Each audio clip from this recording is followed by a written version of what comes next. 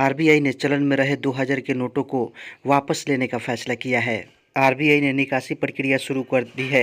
2000 रुपये के bank note वैध मुद्रा बने रहेंगे। व्यक्तियों के पास 30 सितंबर 2023 तक अपने बैंक खातों में 2000 के नोटों को बदलने या जमा करने का समय है।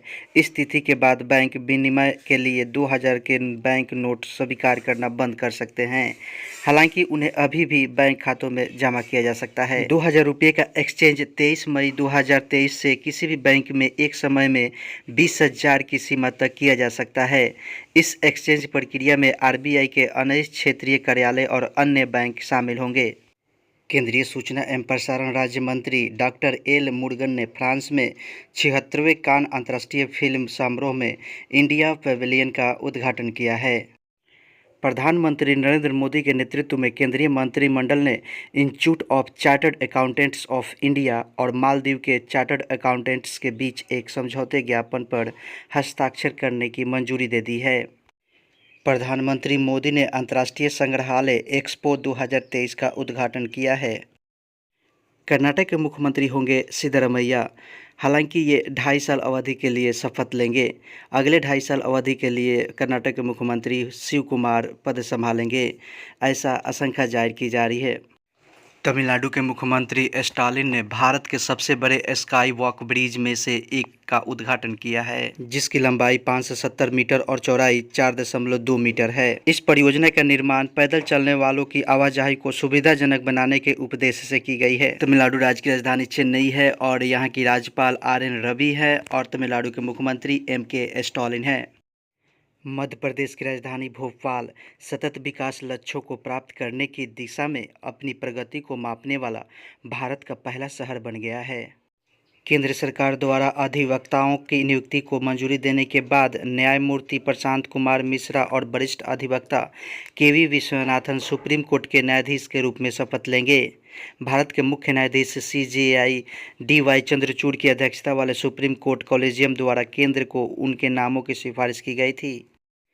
अमेजॉन वेब सर्विसेज ने देश में क्लाउड सेवाओं की बढ़ती मांग को पूरा करने के उद्देश्य से 2030 तक भारत में क्लाउड इंफ्रास्ट्रक्चर में $12.7 बिलियन का निवेश करने की योजना का खुलासा किया है। केंद्रीय मत्स्य पालन, पशुपालन और डेयरी मंत्री के पुरुषोत्तम रूपाला ने महाराष्ट्र के रायगढ़ के करंजा में सागर परिक्रमा यात्रा के 5वें चरण की शुरुआत की है। आयुष मंत्रालय और स्वास्थ्य एवं परिवार कल्याण मंत्रालय ने संयुक्त रूप से जनता की भलाई के लिए एकीकृत स्वास्थ्य को प्राथमिकता देने की अपनी प्रतिबद्धता की घोषणा की है। यह घोषणा राष्ट्रीय आयुष मिशन कॉन्क्लेव में की गई है। फीफा विश्व कप ट्रॉफी, जिसे व्यापक रूप से दुनिया भर में सबसे प्रतिष्ठित और मान्यता प्राप्त खेल प्रतीक माना जाता है, फीफा विश्व कप ट्रॉफी को विश्व फीफा कप 2026 के लिए आधिकारिक बॉन्ड की एक प्रमुख विशेषता के रूप में प्रकट किया गया है। फीफा की स्थापना 21 मई 1904 को हुआ था। फीफा का मुख्यालय ज्यूरिख, स्विट्जरलैंड में है और फीफा के अध्यक्ष हैं Gianni Infantino. South Asian youth TT championship 2023 में भारत ने 16 स्वर्ण पदक जीते हैं। दक्षिण एशियाई युवा टेबल टेनिस चैंपियनशिप 2023 3 दिवसीय अंतर्राष्ट्रीय आयोजन 17 मई को अरुणाचल प्रदेश के ईटानगर में समाप्त हुआ। चैंपियनशिप में भूटान, बांग्लादेश, भारत, मालदीव, श्रीलंका और नेपाल सहित 6 देशों के 100 से अधिक एथलीटों ने भाग लिया। मेजबान देश भारत ने टूर्नामेंट में सभी उपलब्ध स्वर्ण पदक जीतकर एक उल्लेखनीय उपलब्धि हासिल की है। 18 मई को विश्व एड्स टीका दिवस के रूप में मनाया जाता है। विश्व स्वास्थ्य संगठन का मूल संगठन संयुक्त राष्ट्र है। विश्व स्वास्थ्य संगठन का मुख्यालय जेनेवा, स्विट्जरलैंड में है और इसकी स्थापना 7 अप्रैल 1948 को हुई थी। विश्व स्वास्थ्य संगठन के प्रमुख हैं doctor Tedros Adhanom Ghebreyesus. Chile में 5000 साल पुराने एक पेड़ को आधिकारिक तौर पर दुनिया के सबसे पुराने पेड़ के रूप में मान्यता दी गई है। यह पेड़ एक पेंटागोनियन सरू एलर्स कोस्टेरो नेशनल पार्क में स्थित है और इसका नाम ग्रेट ग्रैंडफादर रखा गया है। यह 5000 से 6500 वर्ष के बीच होने का अनुमान है। इसे पृथ्वी का सबसे पुराना जीवित जीव बनाता है। इस पेड़ की लंबाई 28 मीटर और व्यास 4 मीटर लगभग 13 फीट है। पेटीएम ने एनपीसीआई के साथ रुपे नेटवर्क पर पेटीएम एसबीआई कार्ड लॉन्च किया है। 197 कम्युनिकेशन लिमिटेड ने रुपे नेटवर्क पर पेटीएम एसबीआई कार्ड लॉन्च करने के लिए एसबीआई कार्ड और एनपीसीआई के साथ एक नई साझेदारी की घोषणा की है। 7 देशों के समूह G7 ने शुक्रवार को रूस के खिलाफ नए प्रतिबंधों की घोषणा की है, जिसमें प्रौद्योगिकी और औद्योगिक उपकरणों के मास्को को भूखा रखने के उपाय शामिल है। एक ऐसा कदम जो यूक्रेन के आक्रमण के विभाजनकारी मुद्दों पर G20 के भीतर आम सहमति बनाने के भारत के प्रयासों को प्रभावित कर सकता है। भारतीय नौसेना के नवीनतम हेलीकॉप्टर MH-16R ने शुक्रवार को नौसेना के पनडुब्बी रोधी युद्ध, सतह रोधी युद्ध और निगरानी को बढ़ावा देने के लिए अरब सागर में एक युद्धपोत से अपनी पहली लैंडिंग और उड़ान भरी है।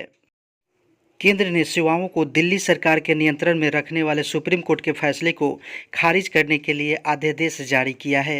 दिल्ली सरकार के अधिकारी आशीष मोरे के तबादले पर केंद्र ने सुप्रीम कोर्ट के फैसले को खारिज करने के लिए एक अध्यादेश जारी किया है, जिसने सेवाओं को सरकार के नियंत्रण में रखा था। ब्लूमबर्ग न्यूज ने शुक्रवार को बताया कि मेटा प्लेटफॉर्म्स का इंस्टाग्राम एक टेक्स्ट आधारित ऐप जारी करने की योजना बना रहा है, जो ट्विटर के साथ प्रतिस्पर्धा करेगा और जून में शुरू हो सकता है। रूस ने शुक्रवार को कहा कि उसने वाशिंगटन द्वारा लगाए गए प्रतिबंधों के जवाब में पूर्व राष्ट्रपति बराक ओबामा सहित 500 अमेरिकियों के प्रवेश पर प्रतिबंध लगा दिया है। सुप्रीम कोर्ट ने शुक्रवार को बिहार सरकार को बिहार के पूर्व सांसद आनंद मोहन को हत्या के मामले में आजीवन कारावास की सजा से छूट देने के 24 अप्रैल के विवादास्पद फैसले से संबंधित फाइलें पेश करने का निर्देश दिया है और मामले का राजनीतिकरण करने या इसे जाति का मुद्दा बनाने के खिलाफ आगाह किया है। आज ही के दिन 20 मई 1972 में इंदिरा गांधी ने दूसरे हावड़ा ब्रिज की आधारशिला रखी थी। 20 मई 1990 को हबल स्पेस टेलीस्कोप ने पहली बार अंतरिक्ष की तस्वीरें धरती पर भेजी थी।